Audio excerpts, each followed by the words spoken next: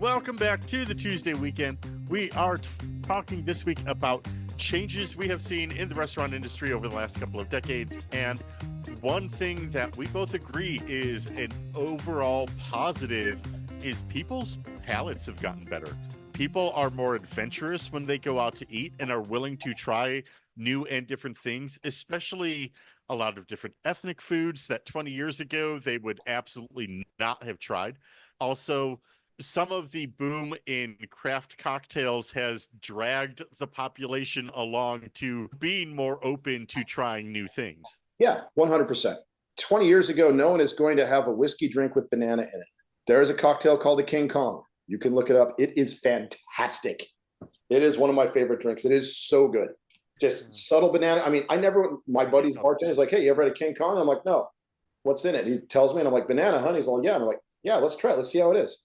Where 20 years ago, I'd be like, there's no way in hell I'm putting that anywhere near my mouth. See, for me, banana, especially artificial banana flavor, is an aberration against nature. And 100%. If you were to order it, sure, I would take a little, straw sip out of that. Sure. Like, I'm not absolutely going to say, oh, that's going to be terrible. I think I'm going to want to try my friends first before I order one for my Which own. I get, but at the same time, that is just one drink, and if I don't like it, then I'll move back to the something not banana based. But that being said, they're not using 99 bananas for the banana flavoring. They're using an actual liqueur made out of bananas. Okay, see, and that's a big difference. And all those ingredients have come out in the last 20 years, where before you could make some cool stuff, but you really had to work at it, and you had that overall liquor flavor at the end of everything flavored. Since they basically use antifreeze to hold that in, it gives it that really high, like when you drink Fireball or whatever. It's just like. And one thing that has really opened up, I think, really more in the kitchen necessarily than the bar, but and really in the bar too, is it is a smaller global community now, and we can use ingredients from everywhere. Like at my fine dining restaurant at the ski resort, I could have a little shaker of togarashi on my station in Utah. Why not? I think that's great. And it benefits me both as a chef and as a diner that I have more quality ingredients available. Yeah, it really does. I mean, the bartender I work with right now, he's always making different shrubs and different flavored stuff and all that. And that's great. And he uses it on the day or two he works, and I don't touch the stuff because I don't know what it is. It's like, oh, we've got coconut cream. And I'm like, great, man. We don't have a blender. I can do some coconut drinks, but thank you. There's all kinds of different liqueurs. I mean, just when you get into, I don't know, Amaros out of Italy, there's 1,000 of them. And before there was one. I mean, you want to go back 20 years ago? Let's go back 25 years ago when the number one tequila in America was Jose Cuervo Gold. And it was also about the only tequila in this country. And then there was cheaper versions of that, like Montezuma and stuff, that was just a mainstay of every bar. Right. Nowadays, my well tequila is Hornitos Reposado. Oh, that's my well. Nice. And that's good. Drink at your bar. Yeah, it's not. I actually wish I had Hornitos. That's the one tequila that I feel my bar is truly missing. But I like Hornitos. I like the smokiness of it. It's almost like the mountain, the Scotch version of like a space side when it's a tequila. But the thing is, now there's thousands of tequilas to choose from, and there weren't before. Absolutely, there were nothing. Same was when I was in college. If you're drinking rum, it's Bacardi, or the cheap stuff. But yeah, I know what you mean. It was the cheap. Yeah, there wasn't anything good. It's like Captain Morgan was a groundbreaking rum in the 90s. Right. And now there's about 50 that are better than that. Exactly. Now it's sitting basically untouched next to the bottle of Sailor Jerry, which is what my rum drinkers want. Which is next to the bottle of Mount Gay, which is next. I mean, yeah, there's better. Yep. And yeah, there's all these different liquors that everyone can try, and people are. San Diego is a big tequila town. Mm-hmm. We do more tequila than most cities in the entire country. So people are like, what's that? I'm like, this is Lalo. This is this tequila. It's the grandson of Don Julio. Oh, I like Don Julio. I'm like, it has nothing to do with Don Julio except for the guys related to him. Like, it's his own distillery, his own recipe. And then they're like, there's tequila recipes. I'm like, yeah, just like everything. When they want to get a specific flavor, right. One of the best examples of that I heard was Don Fulano. When I went to their tasting and training, they keep a written and physical example of every single tequila they put out with vials of it, of how they did it and how they flavored it and stuff. So if they want to recreate something, they can do it. That's cool. I mean, yeah, and they work at it, and it's expensive, and it tastes expensive, and it is expensive, and it's fantastic. But people do that now. They have the nice sipper shot of tequila instead of just shooting it. People ask for a nice bourbon or rye to sip on instead of being a shot or mixed soda or Coke or Sprite. Or, I mean, at the same time, people still do that. But again, it's your drink. Order what you want to. I'm cool with that. But now that you're ordering a whole bunch of stuff, it's great. It's not just, Jack, Jim, Johnny. Now, one thing I will also say slightly different on the bar now from 20 years ago is Zima is gone. Now it's White Claw. Yeah, same thing. It's literally the same thing. Yeah, poor I Zima. mean, it's seltzers. Seltzers actually are just less sugary than Zima was. Yeah. But there's some good local seltzers out here called Ashlands where they actually use like real fruit juice in them and stuff, and they're pretty tasty. I mean, you've got the canned cocktails coming out of Cutwater that are really, really popular as well. Yes. Didn't have those back in the day. I mean, and they're good. They're solid. Like you have one, you're like, this is great. I've seen some other of lesser quality, but the Cutwater ones are uniformly good.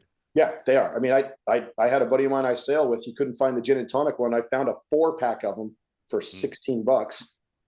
And I'm like, hey, I found these. And he's like, hey, I've got these gloves, sailing gloves that don't fit. Do you want them? I'm like, yeah. So I just traded, $16 for like $80 sailing gloves that I just literally retired last week. Wow. I've had for 3 years. But I mean, they were hard to find for a while. The cool thing about those too is they do them regionally now. Like they do them all over the country. So like down south, they've got, stuff that they don't make here. And we've got stuff that they've never seen there because they're doing it regionally for cocktails that are in that region and local.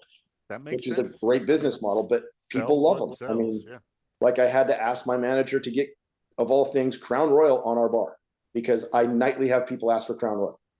Sure. And he doesn't like Crown Royal. I don't like Crown Royal. But a lot of people do, and if that's what they want, you have to have it. I do not drink Fireball, but if you want me to, pour you a round of shots, I'll do it. Yeah, I don't drink that garbage either, but people... It's also the Fireball thing is either like the young 20-year-olds or the over 45-year-olds. Right. Like, oh, we all want shots of Fireball. And I'm going like, oh, you're just going to be an absolute nightmare. Great. Like when the kids want it, it's like, fine, they're starting up, they're going out. The adults are like trying to party like it's 1999 and failing miserably at it pretty much. And then by 8:30, they really need to sit down. Yeah. I just need to like, hey, you should go back to your room. You should probably head out. Drink this water here. Yeah. Why are you giving me water? Because you're dehydrated. Exactly. How do you know I'm dehydrated? Because I know what you've drank. Your kidneys and liver will thank me. Yes, you'll really appreciate me tomorrow. Yep. But yeah, I mean, other than that, I mean, it's just nice how adventurous people have become in the last 20 years, just trying food and beverage both. It's nice, it's refreshing, it's really cool. If they just wouldn't be such god damned assholes about it. And like sometimes, yes. It's like I'm not giving you all the stuff on the side for your drink. I don't care how you make this at home. I'm not making it like that here. You can go make your drink at home. I don't care if how you cook your ahi at home. Yeah. Where are you from? Nebraska. Great. This came out of the water today. Mm-hmm. Maybe try how we're putting it together and see if you like it that way before you decide to have it cooked how you like to eat it at home. Also, if you're going to go out and dine, again, and we've said this how many times, don't order the stuff you make at home. Don't order what you get at home. Don't. Again, and how many times have I said this? If I see something on a menu I have never heard of before, that's probably what I'm getting. Just because, like, all right, what is this? Yeah. And especially when I'm out traveling, I don't know why Chislic is the example that came to mind, but, thinking about regional cuisine in South Dakota, it's essentially a little cube steak that they deep fry and then they've got a sauce with it, like a little tangy barbecue sauce. Mm-hmm. And it's the local thing. And do I see it anywhere else? No. But like I saw Chislic on the menu and it's like, all right, I've heard of that. Let's give it a try. And it was pretty good. Yeah. And so next time I'm in South Dakota, I'll seek it out. Sure. Heck yeah. No, 100%. People just don't try new stuff. They do try new stuff, but at the same time, they come in and like, well, can you do this? But I want this dish done. Like, I'm like, yeah, we're not changing how we cook the food because that's how you cook it. And now I am definitely a creature of habit, and especially when I find those things on a restaurant menu that I know I like. What I try to do is switch it up. So this time I visit, I will order that thing. Next time I'll order something else. I'll Yeah. try a different thing. Maybe I like that too because they're pretty good at that first thing. And if not, well, then that next time I know I'm going back to that go-to. Yeah, I mean, I tend to work my way through menus when I go places. It's Yes, like, let's try absolutely. this. Let's try this. And I've never had this. You know, that's one of the things I really like about eating out with 4 or 5 people is like just taking a chunk of the menu and like, all right, we are all as a table going to try these yeah. because I mean I, that's just how I prefer to as dine. as a front house guy, that's how I sell. I'm like, hey, there's five of you. Everyone gets something different, and then you can all try the different stuff. Don't Exactly. everyone get the same thing because it sounds good. Everyone just try Right. different things and see how you like it.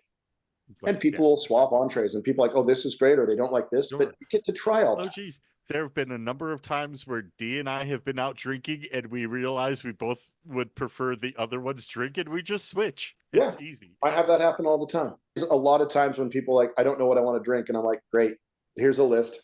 That's something else that's changed too, for better or for worse. But a lot of people need a menu to order anything now. They'll sit at the bar, hey, what can I get you to drink? And they're just deer in headlights. And I'm like, They're like, here's a well, list. oh, geez. The question, well, what kind of drinks can you make? Like, all right, that I'm like, all of them. all what? And I Why just don't move you on. look up on your phone? Okay, Yeah. like, or at Then least, they all do right, that. And then I make the drink, and they're just like, how did you know to do it? I'm like, it's my job. because It's it's yeah, what I do. exactly. Because I've heard of that one before, but at Yeah, least, just all right, just the blank look I get when people are like, and I'm like, here's a drink list. okay, There's yeah. six It's drinks like, on it. I can make another 3,000. if you want to start by narrowing it down to a liquor or a flavor, And like that's what I have to fruity do. or It's like, something, yeah, what kind of liquors do you like? I use like, yeah, what don't you like? Well, I don't like this, or I don't like. I'm like, okay, so we'll skip sure, all those drinks. They're out of my head. Do you like more like spirit forward? Do you like more refreshing? I have to weed through, like, just keep winnowing it down till I get to a point where, like, okay, exactly. I've got about 5 drinks I can make for you. Let's try this. But that's like every other customer. It used to be like one customer out of 30. Now it's 29 customers out of 30. You're like, and I'm like, I what do you like guess to drink? Like this. I'm like, okay. Yeah, I guess let's acknowledge that while for a group of the population, the overall knowledge is higher than it used to be, there are still some just ignorant folk out there who don't know. Oh yeah. And I appreciate they want to try something new. They're not just sitting down and like, just give me a bourbon and Coke. Mhm. Awesome. But at the same time, have some idea what you want when you walk up. Right. It's the same thing when someone says, hey, I'm ready to tab out. And it's like, no problem. And I stand there for a second and they're like, what? And I'm like, okay. So I turn around, print the thing up, hand it to them. They look at it. They then take their wallet out. They then get their credit card. Right. I'm just like, that's what I was standing here for. If You you're going to could pay the credit card, man, you could just let's handed get me to the it. credit card and we could have I'm like, avoided that price. part. I mean, if there's something wrong on the menu, I can change it. But, Yeah. and if I run the card and there's something wrong, I can fix that. But Yeah. let's not turn this into a 15-minute little pantomime thing that should take a minute and a half. Yep. That and the separate checks thing now too. I just don't, Yeah. especially with No, things like Venmo and stuff where you can just exactly. pay them right there. Why? There's Like you 8 of us. can We all want separate checks, and I'm like, figure it out amongst yourselves. y'all can't do math. I mean, and that's Again, also, we've got these. You can use this as a calculator. you know, if you pay cash for the bill, then you don't need to figure out how to divide the credit cards. You Yeah, just everyone throws in your cash and you're done. But yeah. Well, businesses and stuff. I get it reviewed. I need to do this and oh, this. sure. And I need this. Then I need the liquor split off because they won't let me do liquor. And I'm like, I Of mean, I've got course. one guy and he's in for a couple of weeks now, and he's like, "This one's for my food. This one's for the liquor." So when he sits down, I just automatically separate the stuff because I know it's already going to be separated. He pointed out, I was like, "I Yeah. need this separated for my job every time I sit down here." And I'm like, "Hey, no problem. Thanks for the heads up." Yeah, exactly. Instead of end of the meal, hey, we all need separate checks and we all need our liquor split off. And it's like, all right, I'll be back in 20, 25 minutes. Exactly. You can all go to hell and I will be Yeah. back in 20 minutes. But yeah, other than that, I mean, there's a lot of positives. There's a lot of negatives. I mean, it's just really broadened from what it was 20 to 30 years ago, Yeah. where we had like this little thing and like food and beverage, and this is what everyone ate and drank. And there were people on both sides who kind of complained. And now it's this, where there's so much more, but you still have the same type of people who are like, oh, I don't like how this tastes, or when I cook this, it's different, or when I make this drink, it tastes different. It's like, yeah, that's just how that's going to go. That's why we live. There's differences in everything. You kind of want to try it. Crazy how that works. Yeah. I know, weird, huh? Yeah. All right. Well, I think that's going to just about do it for this week. So I'm Josh Hobson. That is Nick Parkin over there. Our theme music was written by Andrew Smith. Deneen Oliver does our social media stuff. And all the rest of it's basically my fault. So thank you so much. And I will see you all next week.